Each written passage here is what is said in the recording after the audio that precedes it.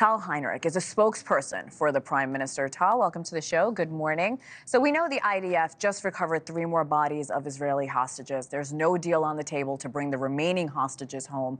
Do you think these sad endings are inevitable at this point? Thank you for having me on this morning, Hannah. It was a very, very sad day. Right before Shabbat, the IDF spokesperson came out and announced publicly that our forces have recovered the bodies of Amit and Shani Luk, and also Itzhak from Eastern Rafah. And I commend you and your producers, by the way, for using these words, rescued, recovered, retrieved, because I've seen some reportings out there saying the IDF seized the bodies. So no, that's not the situation. And so thank you for reporting it the right way.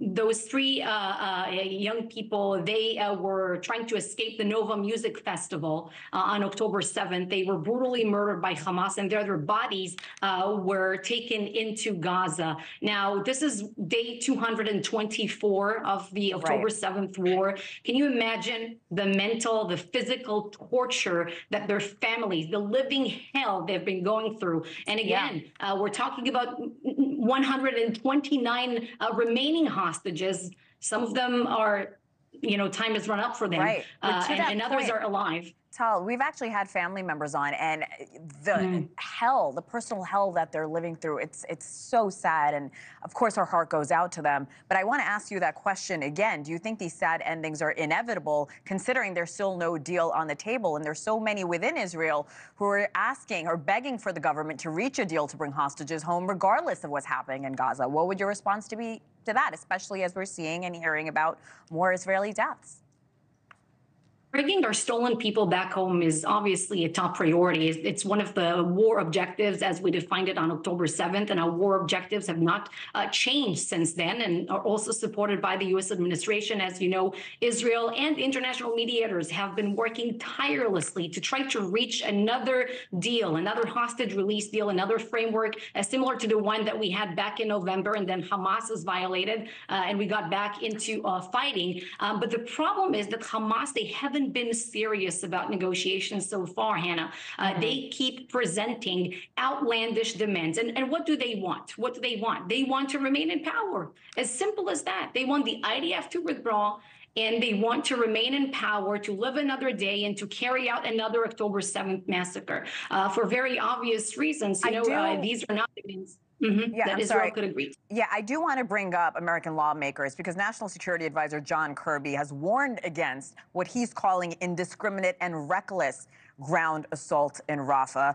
And we know that the U.S. and Israeli officials are meeting on Sunday. So not all American leaders and obviously world leaders are with the invasion of Rafah. So what's left of this relationship with the U.S., with even the U.S. saying this invasion might not be the best idea? So to set the record straight, the war objectives that we have in place are to bring our hostages back home, to destroy Hamas's governing and military capabilities, and also to ensure that Gaza will never pose a terror threat to Israel again. Now, these war objectives are fully supported by the U.S. administration. John Kirby himself, he was recently asked about that, and he said that the U.S. backs these objectives. It's true that we have certain disagreements, with Rafah being one of them, but I can tell you that just in recent days, where we've operated in Eastern Rafah, our forces eliminated dozens of terrorists there. We uncovered 700 tunnel shafts, including 50 tunnels that cross from Egypt into Rafah. This is a main artery from which much of the ammunition and terror infrastructure has funneled into Gaza over the years. We just released images, by the way, of armed Hamas terrorists in recent days standing next to UN vehicles inside an UNRWA facility, a UN logistics warehouse, and also shooting at people outside, civilians. We have seen that on both sides. I mean, there's video from both sides of that. I do want to mention that. I also spoke with former Israeli ambassador and diplomat Elan Pincus. This is what he had to say about Prime Minister Netanyahu. And I'll talk to you on the other side, Tal. Survival. That's all he cares about. National security be damned. The future of Israel be damned. Israel's reputation be damned. Relations with the U.S. be damned. It's all about survival. Right now, per your question, Hannah, he is concerned with nothing but prolonging the war, because that's, he thinks, shields him or protects him from mass demonstrations and calls for an early election. Some context for our viewers: Netanyahu is waiting corruption charges when his time in office ends. Your response to the former diplomat? The only survival that the prime minister cares about is the survival of the nation of Israel. Full stop. So we're not dealing with very few Israelis, Hannah, I'll tell you, that are dealing with politics right now since October 7th. I mean, very we're not seeing that Israelis. with the mass demonstrations in Israel. So I guess the question is, what matters more right now, defeating Hamas or bringing those hostages home?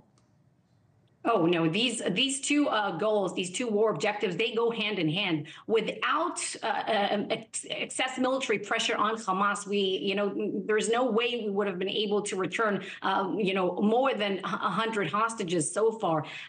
What works against Hamas is only military pressure now.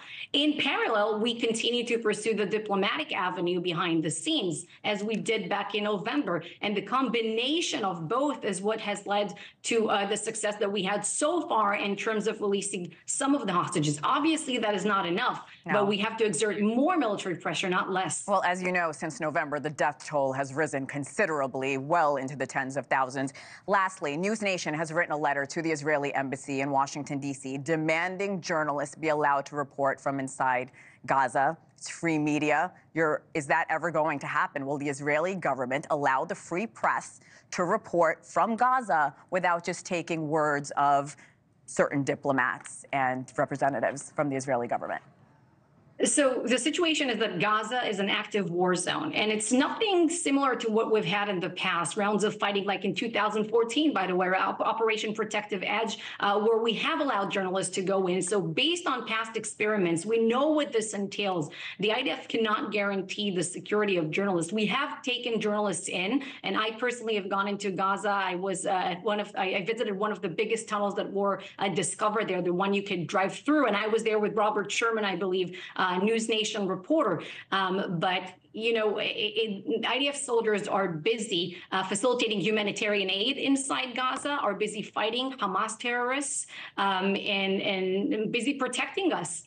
So the answer is no about letting the free press in. The answer at the moment is no. As we continue and progress towards achieving our war aims, we will reassess. As the war will reach a certain phase, maybe the answer will change. At the moment, it's a very, very dangerous active war zone. Hamas in the past has taken journalists captive. And also, by the way, just remember that Gaza has another border, not only with Israel, but with Egypt. All right, Tali, really appreciate your time today. Thank you for answering those questions.